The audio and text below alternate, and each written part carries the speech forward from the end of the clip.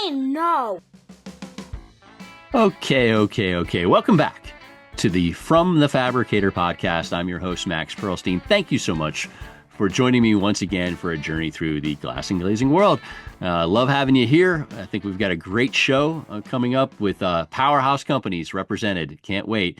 Before we get to that, though, a special thank you to my friends at FHC for sponsoring this episode.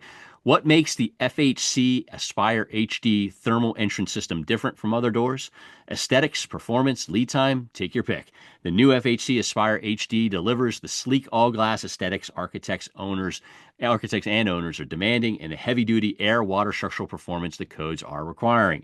Incredibly slim, thermally broken stiles paired with insulating glass and the unique ability to run panic handle hardware through the IGU. Sorry about that. Through the IGU delivers a premium entrance solution that is sure to meet the spec and design intent. Proudly manufactured in the USA.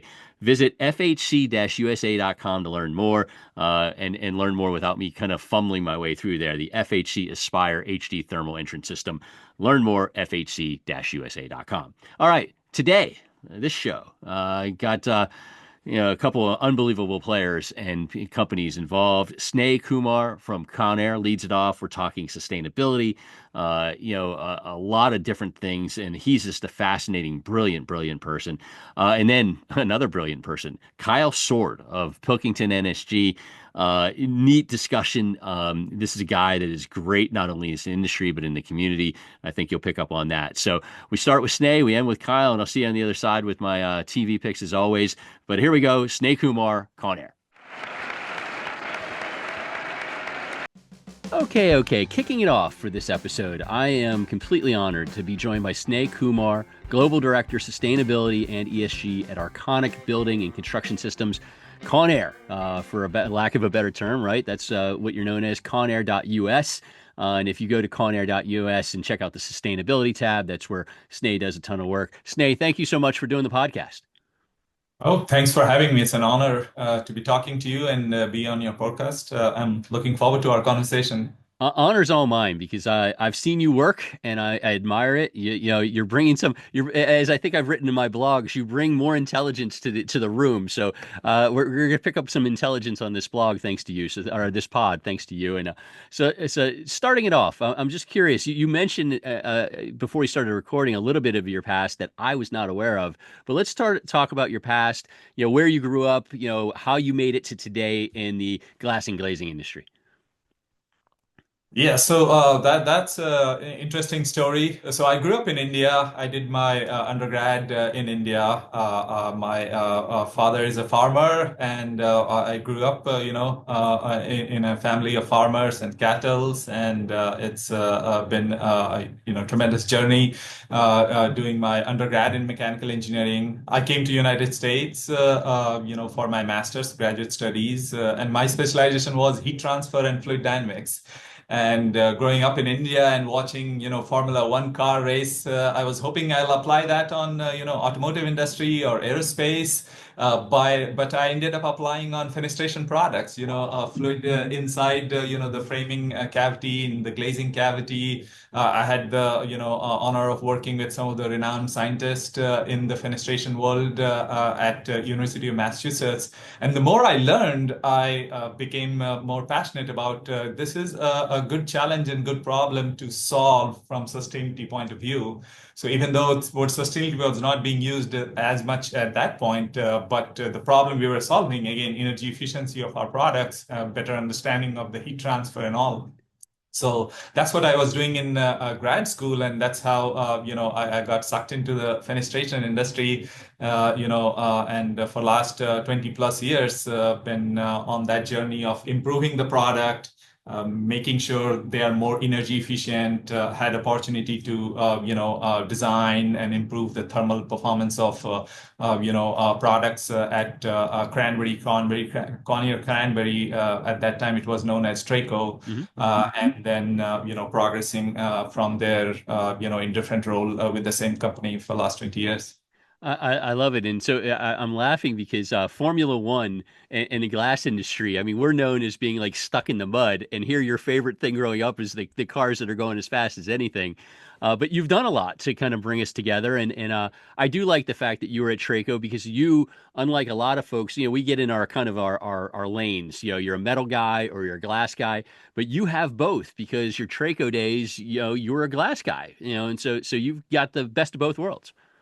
It was a great learning opportunity. It was a integrated, vertically integrated factory in terms of, aluminum extrusion, anodize, finishes, thermal break, assembly of the product, and also, a full glass fabrication facility. It had tempering, laminating, insulated glass units, all kinds of insulated glass units, aluminum spacer. You remember heat mirror? There was a heat mirror line there, and then had the opportunity, to work on, the first, TPS or thermoplastic spacer line in North America. So it's been a great learning experience. Definitely, you've always been ahead of the game, so that's pretty cool. So I like the range of experience that you have, and now your focus is really on the sustainability side. Talk about that a little bit. What exactly is your role with the sustainability, and how are you pushing it forward? And obviously, you guys have three pillars that you talk about on your website. Talk a little bit about the sustainability side that you're in the middle of right now. Yeah, so when we look back, as I said, our industry has been evolving. So when you look at, from the glass side, low-E coatings, like people don't talk it from the same point of sustainability, but low-E coating has been the greatest technology which has, enabled sustainability in the, on the glazing side, significantly reducing the heat transfer. When you look at the aluminum products, the evolution of thermal breaks, in the last 25 years has been tremendous. So all that we have been integrating on the product side. So that's sustainability journey, trying to, stay ahead of the building code requirements, giving architects option where they can, utilize products which help them reduce the operational carbon of their building. So that has been the journey. But when we look at, the challenge of, our society in terms of greenhouse gas emissions, the building and construction has 40% greenhouse gas emission share, a lot more than transportation. We hear about, electric vehicles and all, 99% of the time in the news, people don't talk about the building and construction. Right. Building and construction have the largest amount of greenhouse gas emission associated. And when we further break it down, it's not just the operational side of things, it's also the embodied carbon. So, the materials used to manufacture our product. And then other big challenge in the society is just lack of circularity. We extract material, we use it, and then we discard it. It's estimated only 7% of the world economy is circular. When you think of it, I mean, it's like we throw away, resources at the, end of its use. So that's a problem. So without solving circularity, we can't solve, the climate and the greenhouse gas challenge. So, and then other aspect is, people. We need to design buildings for the occupant, and making sure the materials we use are healthy. The buildings they live in is allowing them to be productive and give connection to the nature. So when you put all this together, what I call it a holistic sustainability framework. So it's not just about the product, but also how the product is impacting, the design and the occupant. And then the other aspect is the company providing those products, how they procure it, what are the materials associated with, are they, creating safe working environment for their people? Are their suppliers doing the same? So it becomes, a broader view of from not just the product, but also the company you are working with. And as we look into evolving our sustainability journey, we looked at, how do we frame, our sustainability strategy and how we incorporate it into our, company's, operation to deliver on, doing our part on some of these challenges. So that was the, evolution of a balance and the three pillars around the planet, people, and product. Think of balance in a way, the definition of sustainability is like, hey, we don't want to be doing things which compromises our future. Right. And that's like, the balance that we need to draw in terms of how we use resources, what are the activities we do, and making sure that it gives us the long-term viability. Kawneer's been around for 100, 18 years, and we want to make sure that how we run our operation, it's, long-term sustainability is there. So that's the balance. And the three pillars, represent like we want to, take care of our people, both inside our company, as well as in our supply chain, in our value chain, and in the communities we operate. Planet, again, make sure that we are using resources efficiently. We are continuing to reduce, greenhouse gas emissions, and then product side, continue to provide innovative solutions so that architects and designers can utilize that to create spaces, which fulfill the needs of the occupant. So we are embedding that into our operation, each aspects, operation, supply chain, product design, manufacturing, to be a company which can say we provide great products, and also as a company we are doing the right things for our people and planet. No doubt. And now, for a lot of people, the word sustainability is just a buzzword.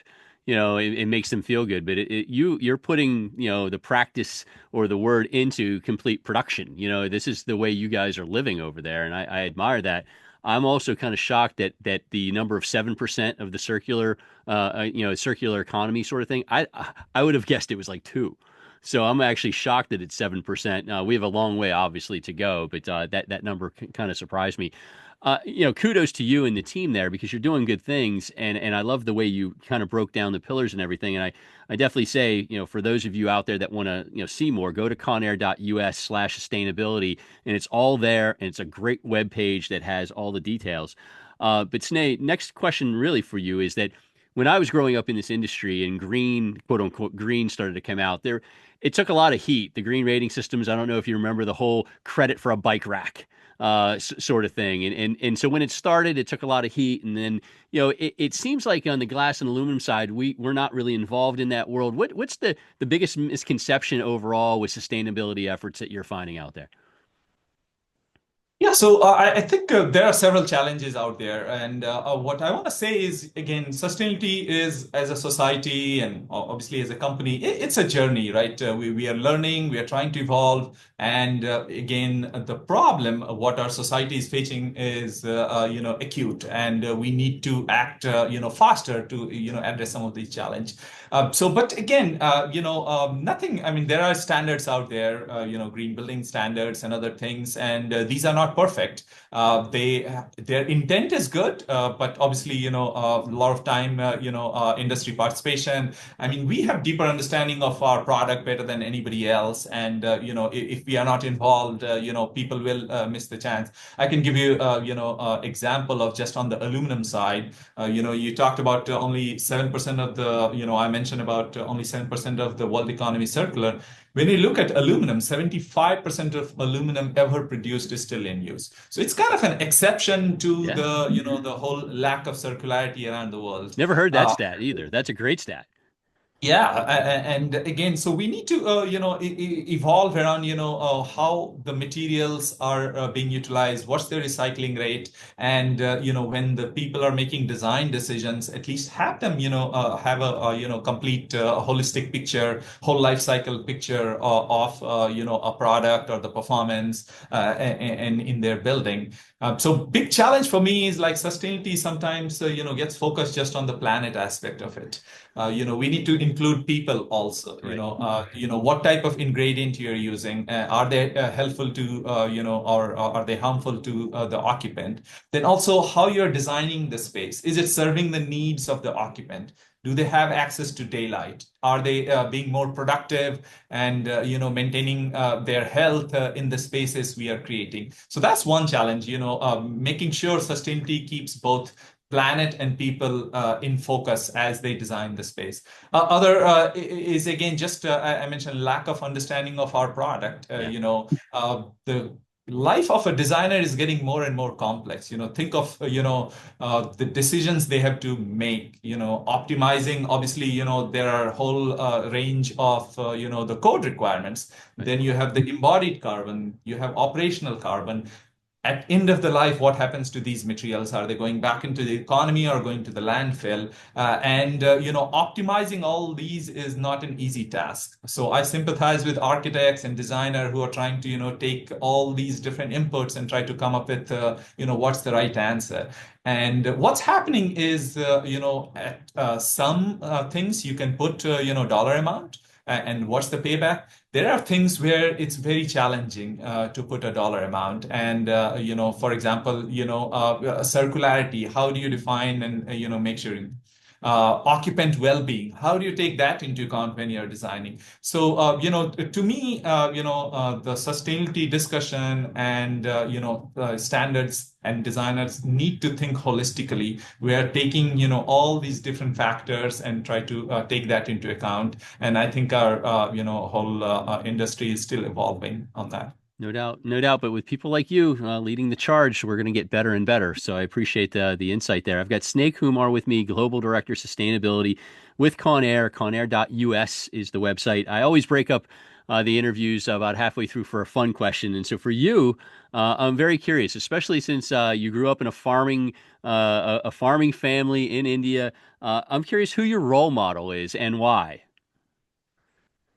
Well, I mean, a role model. My parents are my role model. I Just had a their feeling kids. when you started, I had a feeling that was going to be the answer. Please continue. Please continue. Yeah, so again, just where I am today, thanks to them and also their focus on education. I mean, like one thing I want to emphasize and which has stuck with me is, return on investment on education is tremendous. I have not seen anything more, give a return compared to, when you invest on education. So, which basically encourages me to, continue learning, new things and keep myself up to date with what's happening in terms of technology regulations, go to the industry meetings and, keep up with what's happening around, different parts of our industry.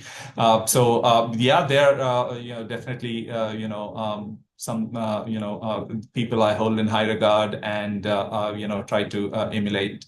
I could see that, and kudos to them. I assume, do you have brothers and sisters by any chance, or are you a Yeah, only child? Yeah. I have sisters, four Okay. sister, and they are all doing well, well educated. And again, thanks to my parents, investing in girls' education is not something common in where I come from. But obviously, their vision and stretching themselves to basically educate is something beyond admiration. Yeah. And yeah, so. As I said, investing in education, investing in your capability is a good thing. Well-deserved salute to your parents. That's very cool. I like that, Sneh. So good stuff. And I'm glad they push you, and I'm glad you got the education. I'm glad you're here with us. It's made a difference for us. So I obviously have to ask, and I did check with you ahead of time. Got to ask you about the tariffs. Each day, and who knows, by the time this airs, we're taping this in the teeth of whatever's going on with the tariffs. It could change about a million more times, from here to there. But as we sit today, I'm just curious what your take is on the tariffs, especially with aluminum. That's such a heavily talked about product with regards to the tariffs. What's your take, and how are you guys dealing with everything? Yeah, so obviously it's a change or disruption in the established supply chain. And when you look at aluminum, I mean, 75% of aluminum in this country, primary aluminum in this country, comes from Canada.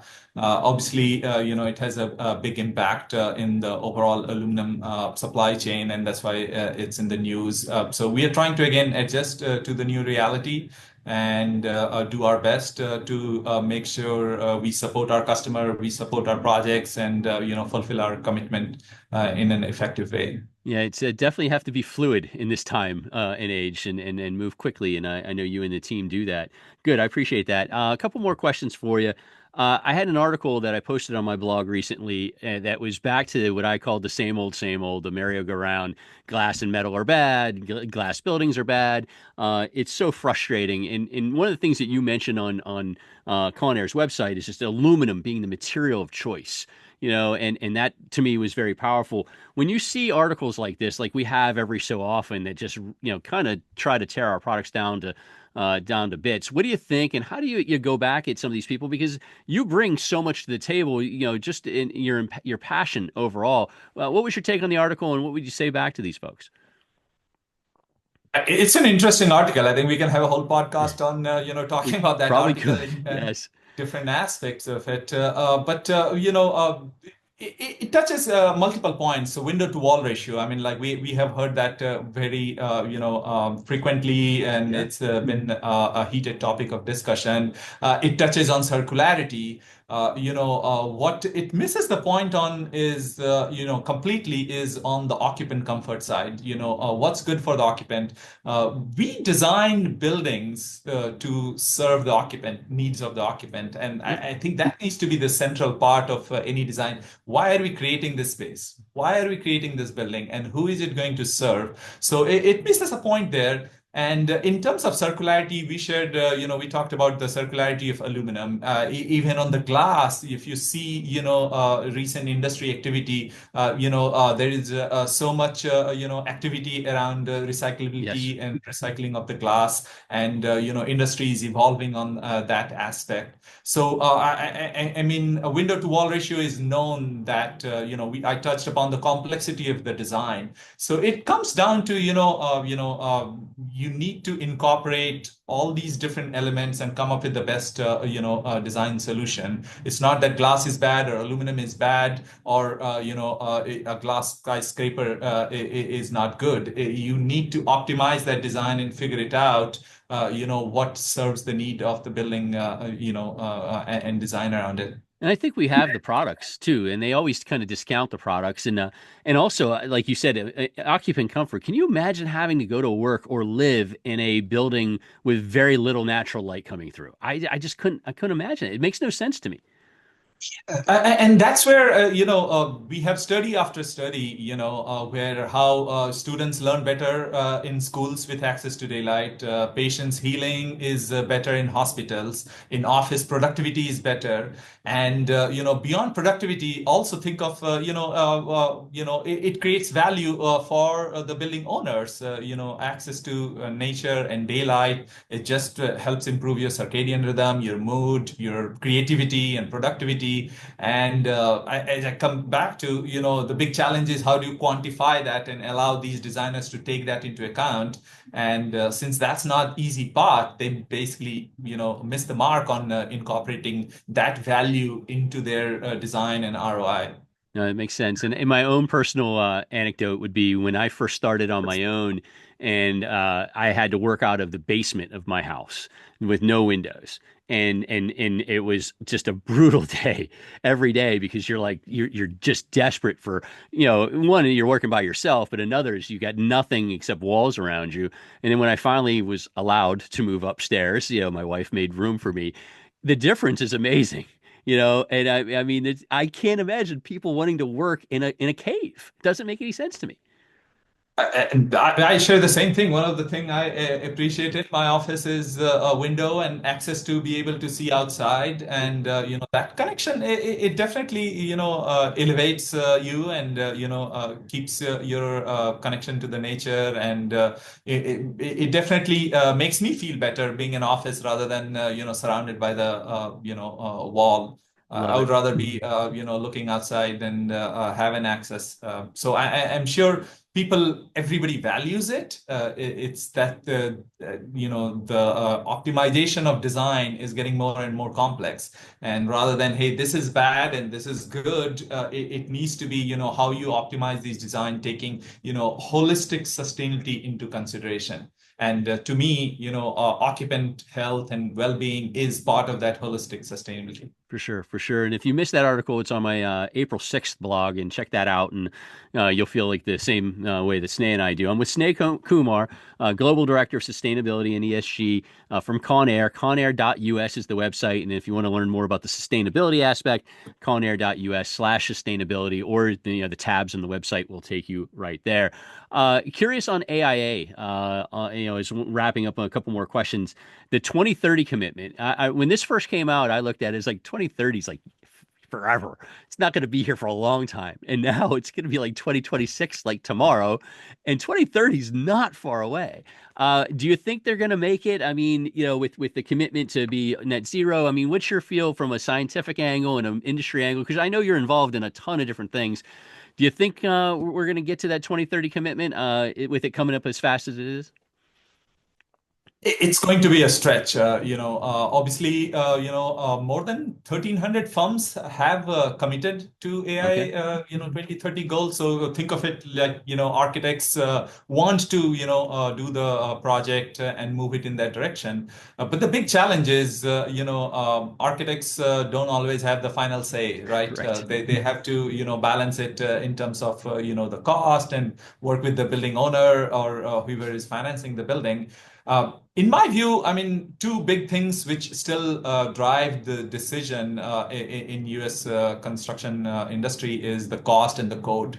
Hmm. When you look at the cost side, obviously, there are sustainable materials which are, they don't, require, a cost premium. And, just to give you an example of Kawneer, Hmm. like we moved to low carbon billet as our standard billet.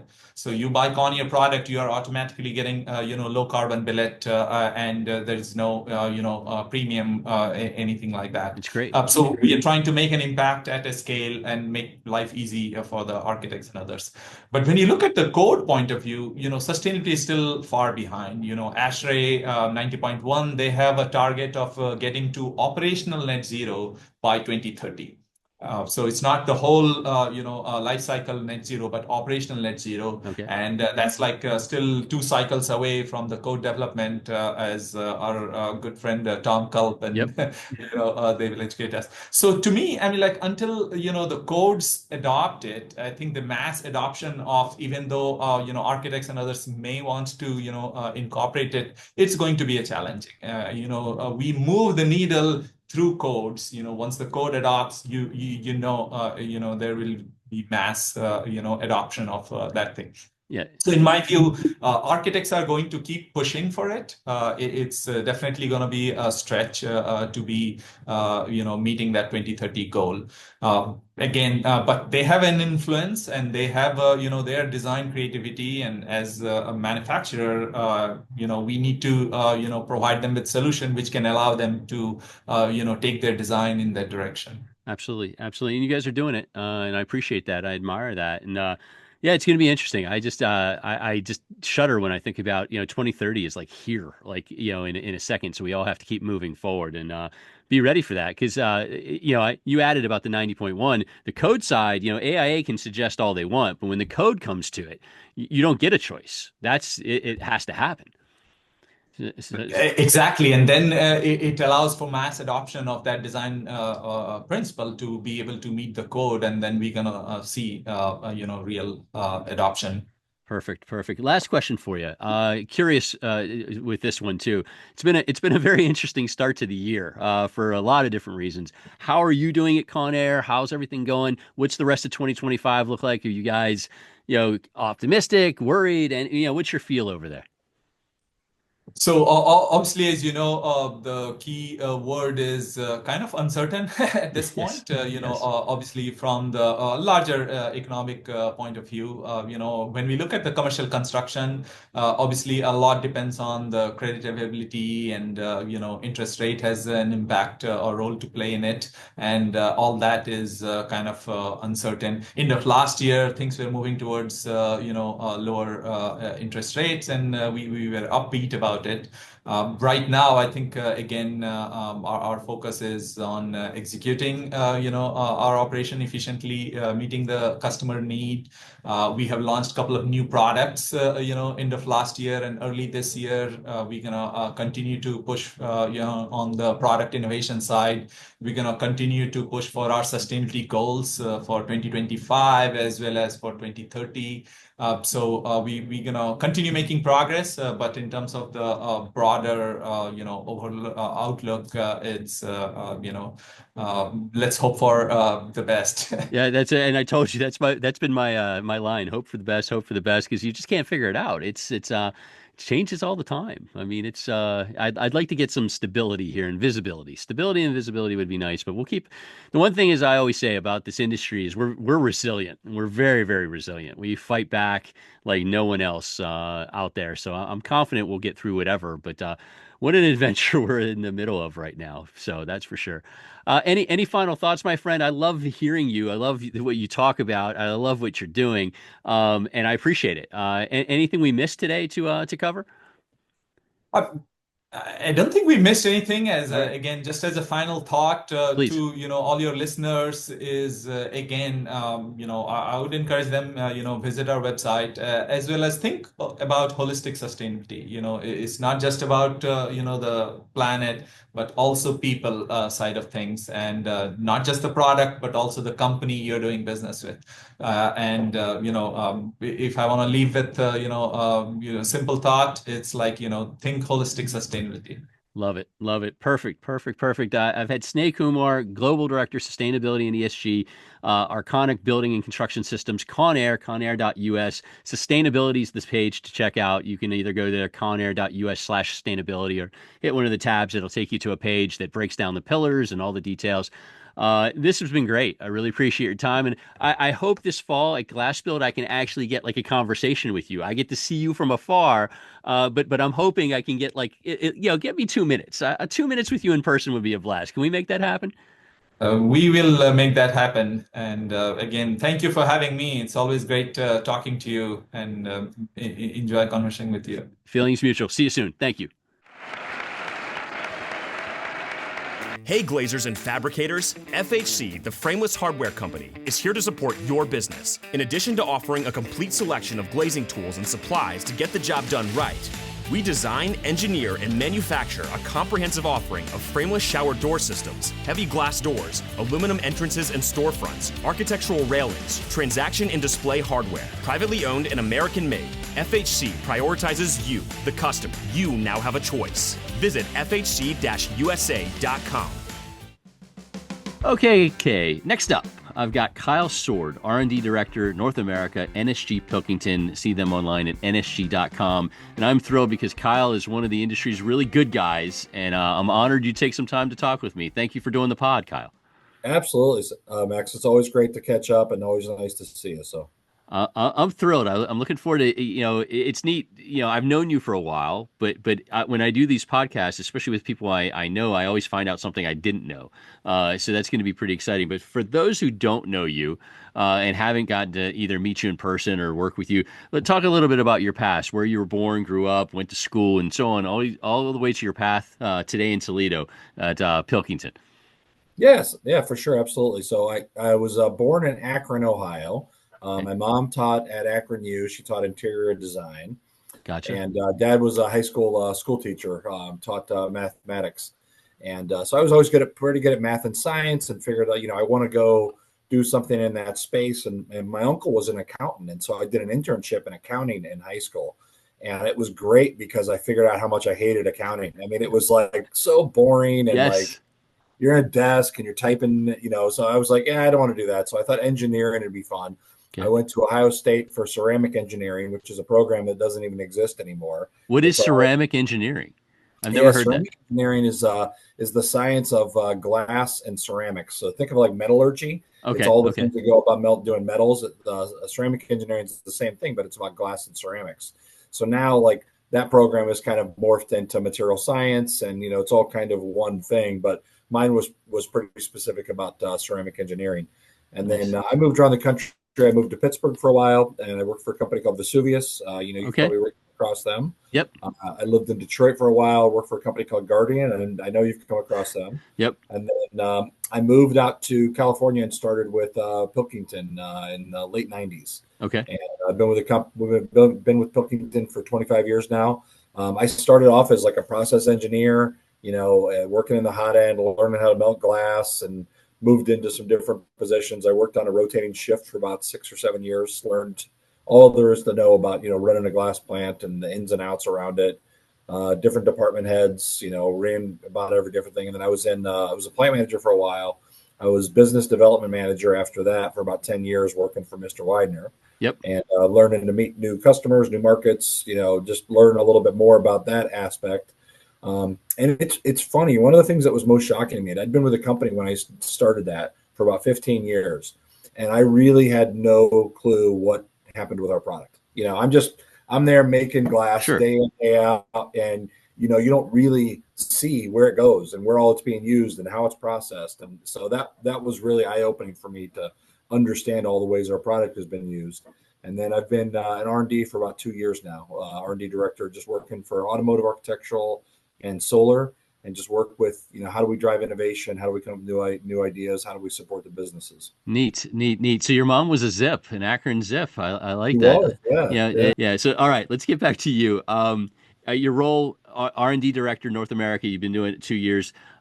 So far, last 2 years going well? Are you comfortable? I mean, it sounds like you've done so much, all different roles. This one seems pretty neat.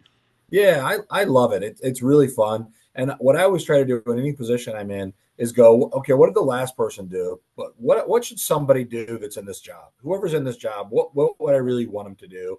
And if I own the company, how would I want them to think about this job? Who's doing what? I've got a pretty simple rule for myself and for the people that work for me. I always try to deliver 10 times my salary back to the bottom line of the business.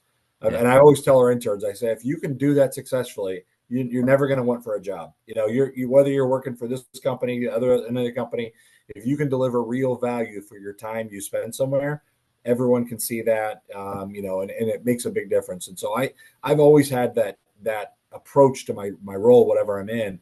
And so I look at things a little bit differently than most do to try to understand, like, well, where are we good at things? Where aren't we good at things? What's the next thing we should be spending our time on?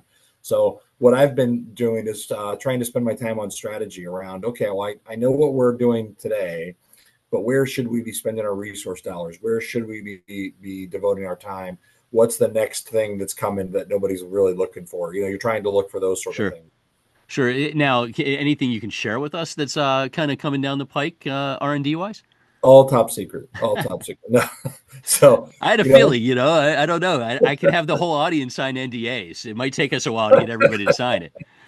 Yeah, I appreciate it. It's funny, because a lot of the stuff that we talk about and you've talked about in pods in the past, things like VIG, things like BIPV, expansion of solar energy, decarbonization, switchable, all that stuff is for sure happening. The scale and the time frame depends on the economics, and it depends on the current climate that goes around with those sort of things. But I think they're all coming. To me, the big standout that I take away is it's not just about one company innovating. I think the future is in collaboration. I think that's where I really expect things. It just, you think about like the complexity of the global supply chain and how hard things are.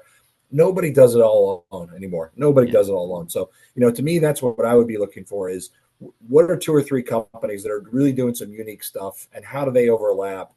And then can they get past all the IP? Can they get past all the how do you share stuff? And when that comes together, man, it's got the potential to just explode, because then it's like, now you've got the science behind it. You've got the manufacturing prowess behind it. Everyone's done their homework to say that the economics is going to work. That's where stuff's really going to take off. So, I see lots of that sort of stuff. That I'm all with you on. I think that's what we need to do. There's a lot of great minds, a lot of great companies, and if you bring a few together, it could be dynamite. That's very cool.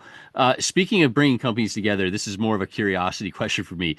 You're at NSG Pilkington. The website's nsg.com. Your emails are nsg.com, but you're known as Pilkington. What is the proper way to introduce you? Of Kyle Sword from? Because I'm so confused by this. Don't worry. Most people are, and I'm still confused, and I've been here a long time. So So the first thing is the paycheck comes from Pilkington, North America. The Okay. North American entity is Pilkington, North America. Gotcha. But we are part of the NSG global group. So when NSG bought Pilkington, Pilkington was about 2 times the size of NSG. And so it was almost like this reverse takeover. And NSG was mostly in Asia, and Pilkington was mostly rest of the world. Yeah. And so even though there's this desire and this plan for us to become one NSG, we want to become one global company. The Pilkington brand is still so well known that we still hold on to that. So I tell people it's NSG Pilkington, just because it captures both brands, but it's I work for Pilkington North America, which is under the NSG umbrella. Okay, that makes sense, and I feel better about it because I've been calling it NSG Pilkington, but then I'll like try to tag you in on LinkedIn, and I'm like, okay, what companies do I tag in? Because there isn't an NSG Pilkington on LinkedIn. You have to it's grid tag. NSG or Pilkington. Exactly. So I've got Kyle Sword with me, R&D Director, North America, NSG Pilkington. We just got that confirmed. NSG.com, and that site will take you into all the things that Kyle and company do. I always break things up with a fun question, and this one I'm really, really curious because I've talked with you about all your travels. You go everywhere, and especially in the past you've gone everywhere. I'm very curious with everywhere you've been. Is there a place that you want to visit that you have not been yet? Is there a bucket list location for Kyle Sword somewhere? There is. I've checked a few of them off in this last year, to be honest with you. Okay. This last year, I went to go see a show at Red Rocks out in California. Nice. And I went to Glass Tech. Those were 2 big ones on the lifetime list, to be quite honest. Love it. I've been to Venice, but I've never really spent any time in Murano looking at the glass stuff. So as like my personal glass nerdiness, I really want to go check out some of the Murano glass and see some of the glass blowing that's there. In terms of personal travel, I've never been to Buenos Aires. And so that's one that would be high on the list for me. And my wife and I both really enjoy beachy vacations. So we went to the Bahamas a couple of years ago, and that was a pretty good time. But I'd like to go to the Seychelles at some time. I've never been there, and I've heard nothing but great things. So yeah, I like everything on that list. I hope you check them off here. Boom, boom, boom, boom. You deserve it. You deserve some good times. So I love it. So before we move back to business, I want to talk a little bit about you personally. Those who follow you see that seemingly, every other week you are, there doing something charitable, something helpful, something in the community, in the marketplace. I admire the heck out of you for that. I mean, everything you're involved in has such meaning. So had to ask, where did this come from? Is this from mom and dad? Is this, from when you settled in Toledo, or were you doing this in California? And then talk about some of the charities that you're making a big impact in. yeah, no, thanks, appreciate it. 2 reasons. So the first one is probably my wife. Okay. She was a school teacher. She taught high school and middle school. And, back when we first started dating and, she's making like $0, I noticed that she's, doing like $3 checks to the ASPCA, and she's doing all these things. And one of the comments that she'd have is, well, what are you doing to make the world a better place? And so really that, from her just trying to inspire me to actually do things to try to help. Yep. The other thing is I just personally that's the things that I see in both my personal life and my professional life that overlap is it's all about purpose and it's all about people. And so unless you can drive those 2 and make it clear on what you're doing, you're just kind of floating through space and taking up oxygen and, all that sort of stuff. There's not a lot of people, Max, that wake up and they're like, I want to melt dirt today. I want to make glass sheets for no reason, but if you can really explain to people, like, what's the purpose behind what we're doing? And then why does it matter? How do we help other people? My finding that is people with purpose and people that care about other people, they're going to go much further in life. They're going to be able to build teams. They're going to be able to do fantastic things. And you feel so much better about yourself when you're actually doing something that matters. Mm-hmm. So I love that sort of stuff. So I'm super passionate about it. I think I probably have 2 or 3 different jobs at this point because most nights I'm booked doing something, Yeah, I could see that. I mean, you don't stop. I mean, no. So I'm on, I think, 7 different boards right now. I coach baseball and softball up until last year. My daughter aged out. I do glass blowing. Last night I had the ASTM crew out doing glass blowing. Wonderful. So I do a number of different things, but I go, it's really rewarding to help people, do something that's interesting, learn something, provide back to the city. I do The Center of or Victory is where I climb down the buildings. So Yep. that one's really good. The Victor Center is fantastic. I'm on the Arts Commission and the Arts Board. And, one of the other reasons, again, for not just personal reasons, but for business reasons as well. When I look at our industry, we're so far removed from what got us here 120 years ago. We're automated to the point where people don't touch the glass.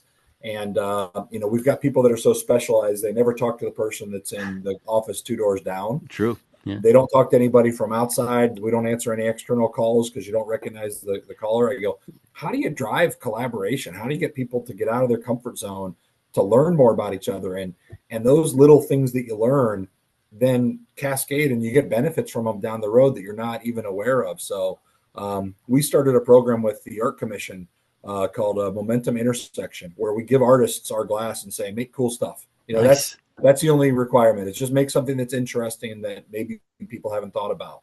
But I get a lot out of that. And from a professional level, you see our company, you see we're out there in the community, we're donating our products, and the access that we give artists to industrial type materials and manufacturing is wild how appreciative they are for those little things. And those little things all add up to being big things, Yeah. No, that's very, very cool. And I just love everything you're doing. And it is coming up on National Volunteer Week. And so it's almost like it should be named National Volunteer Week powered by Cal Sword. My man, you're doing it. And I love, all of the different things that you've got going on. And I love following, your feed is always good because there's always a mix of something going on. But I love just following along what you're doing good for the community. And I salute you for that. Yeah, I appreciate it, man. That's awesome. I've got Cal Sword with me, R&D Director North America for NSG Pilkington. Check them out online at nsg.com. So back on the business side of thing, you were on the NGA board for a little while. How was it? What was the experience like? Again, being the ultimate volunteer, that's a pretty big volunteering aspect in the industry. How was that whole experience? It was amazing. I really, really thought it was one of the best experiences I've had in my professional career. I think Nicole and the whole NGA staff and her transition will be really interesting to see what all happens, but she's been there a long time. But boy, powerhouse crew, man. There's so many talented, smart people. And the thing that I learned is just the depth of our industry. I'm exposed to the float side and I know manufacturing and a little bit about what some of our customers do. Yeah. But man, it is just deep with so many different companies that do just so many different things, and the talent and passion that's at every tier of our industry is just, it blows me away, Max. It just blows me away. So that was really cool to see that, and just to see how many people are out there, and to also learn some of the things that like matter to me matter to somebody else, and some of the things that I might think are like a dime a dozen knowledge, other people have never heard some of those things. And you start combining all those things, you realize, wow, that we could be really powerful if we all just work together as an industry and understand what our common pain points are, and then how do we work together. The advocacy events that we've started doing down in DC, I'm a really big proponent of those, because I think, what a better way to get our message out and just share with people, like, here are the things that matter to us. Yeah. Here's what we can do, not just to, help pay the bills and we're looking for a handout, but, we're talking our industry builds the country. I mean, we are the backbone and foundation of so many different technologies. We have skilled labor. We have, careers, not just jobs. We have careers that we're helping people build. We employ hundreds of thousands of people across the country.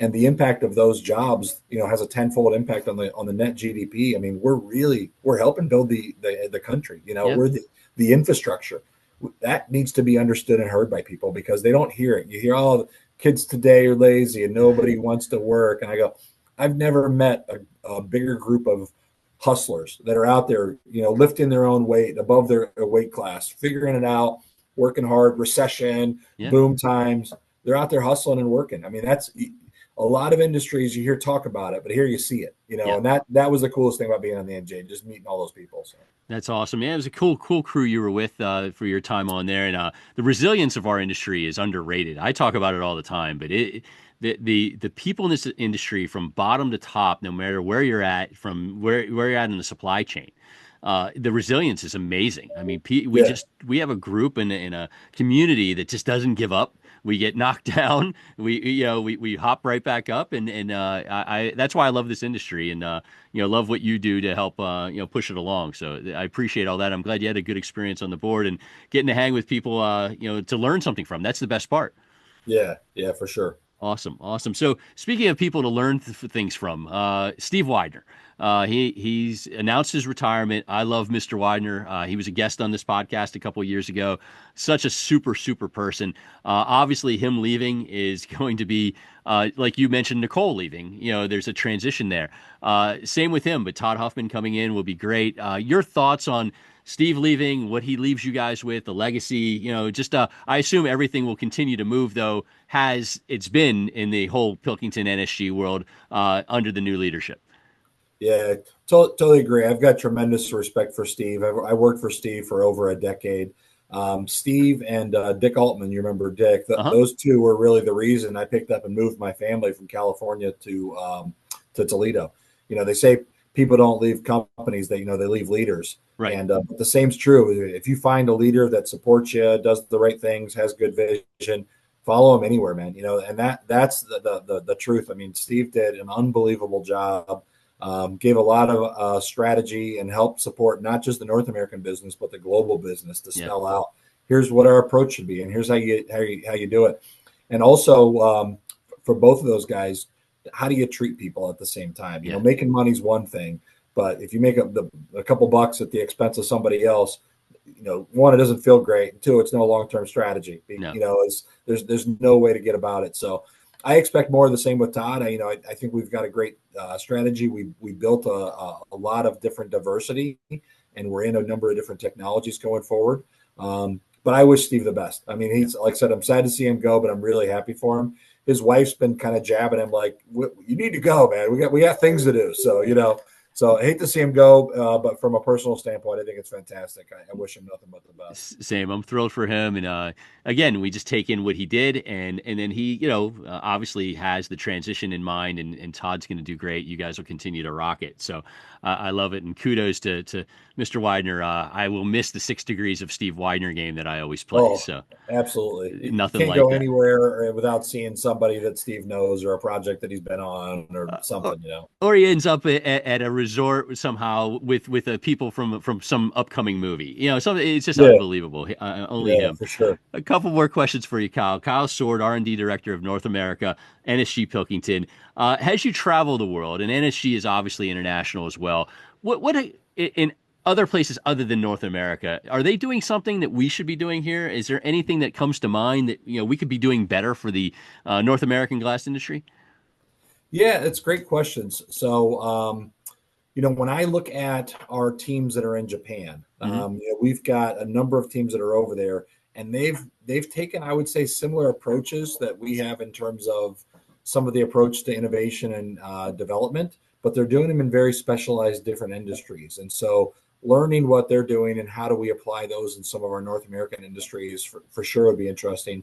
I thought Glass Tech was a great experience just to get to be a part of that. And you see the depth and the scale that they put in at that trade show. I thought that was really cool. But Glass Build that's a powerhouse. If you look at what Glass Build put together last year, I thought that was really impressive as well. So I would say the one takeaway for me, and I would compare this in maybe parts of Asia that we're working on, and even some of the trades that I would see in parts of Europe. But if you look at, and I know the NGA is kind of already working on this, but everyone can tell you what a welder is, or an electrician, or a mechanic, but you say glazer and people go, what's that? But the glass trades are really well respected other places in the world. Oh, and here, I go, sometimes we get it and sometimes we don't. And I go, I know that you and I get it. I know the people in our industry get it, but we've got to get to the top of a mountain and scream that out and go, look, our industry builds careers. I know more self-made millionaires and billionaires through this industry than anything else, man. It's, so getting that respect for the skilled trades, changing the messaging around that, when I was a kid, when I was graduating high school, if you didn't go to college, oh man, what are you doing with your life? Yeah. You got to go to college to have anything. And we're getting into try to change that message now. It's like, no, you don't have to go to college to be a success. You can be hugely successful You got to have passion. You got to be willing to work hard, and you got to go towards something. The hard thing, though, Max, is you can't get in high schools and colleges or community colleges and change that message. You got to change the message in middle schools and in grade schools. Yeah. You have to tell parents it's okay for your kids to take these paths. These are great paths. Yeah. For every one person coming into skilled trades, there's 5 that are retiring. The numbers are mind blowing. And I go, we've got to get that message out, is that our industry not only is okay to work in, it's a great place to work. The jobs that you have here, most people I know that come in here don't leave. And it's not because they run out of options. It's because it's a great place. And there's lots of options for you within the industry. There's 20 different ways. How many different ways have I taken my career path? True. Same company, and you don't do that in a lot of industries. You don't do that in a lot of places. So we're a part of a group in Northwest Ohio. I'm on the board for Northwest Ohio Innovation Consortium. So It's called NOIC. And we got a state of Ohio grant. And the biggest part of that grant is developing workforce and developing exactly what we're talking about. Nice. For this specific reason. I go, if we're all competing for the same 5 tradespeople and the same 5 skilled trades workers, we're a mess. I go, none of us are going to be successful. You got to build that industry. You got to build that up. Yeah, no doubt. And so just a couple thoughts is, one, the statement of once you get in the industry, you never leave is very true. Yeah. There's so few people that have come into this space and have left and stayed gone. It is a great place. But you're right. I mean, there is that stigma I think it's getting better, but the stigma of, you don't want to go to college sort of thing. And I think that's, it's getting better because people are seeing that the trades, you could have a heck of a life, working in the trades and what you can get out of it. And so, we're finally getting past that, but you're dead on. We got to get better. And NGA is working on a lot of things, like what is a glazer? They have a couple things out on that, the workforce development, Jenny Chase and team doing the apprentice stuff. And so it's coming along. And then I'm a big fan of IUPAT. They're working really hard to bring people in under the umbrella. So slowly but surely, but we got a ways to go. We got to get better at that. You nailed that. Yeah. The other thing that I've seen, Max, and I'm trying to do it here within my site, but it's also about culture, and it's also about how do you treat people.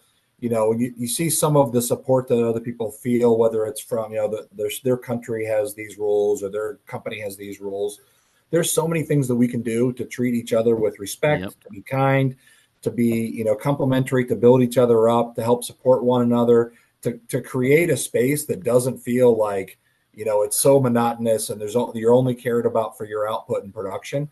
I go, you can have a great space where you treat other people well and deliver great results. You can do both. It doesn't have to be one or the other. So to me, that's one thing that I am an absolute proponent of and try to live it on a daily basis. Is I go, I'm gonna be a servant leader.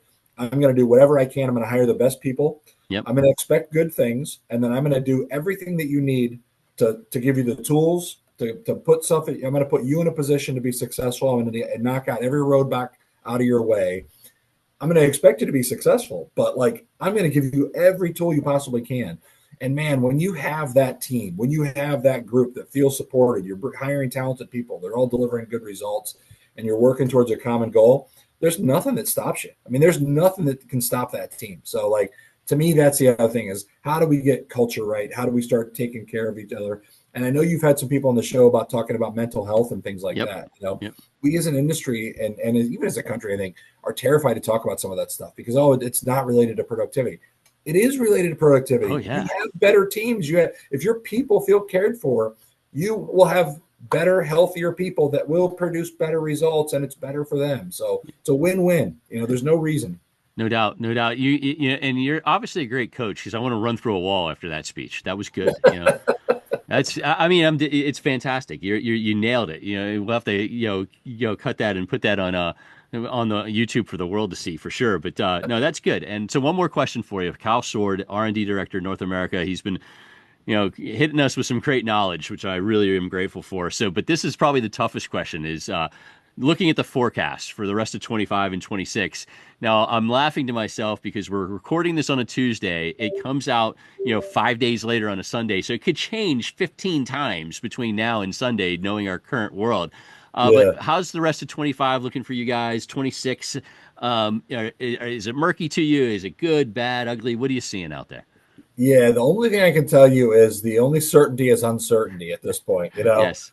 I think our forecasts are pretty good. I think most people are expecting this year to be a little bit off, especially with the uncertainty of, if I had predictability, whether there's tariffs, whether there's no tariffs, whether there's inflation, whether there's no inflation, you can manage predictability. But Right. what's really hard is to manage tomorrow might be drastically different. Yeah. Especially with some of the aspects that we're trying to solve. It's like these things don't get solved in a week or a month. You need years of policy that start to make sense. And so, I think with all the uncertainty, people are going, it's going to be a little bit tough.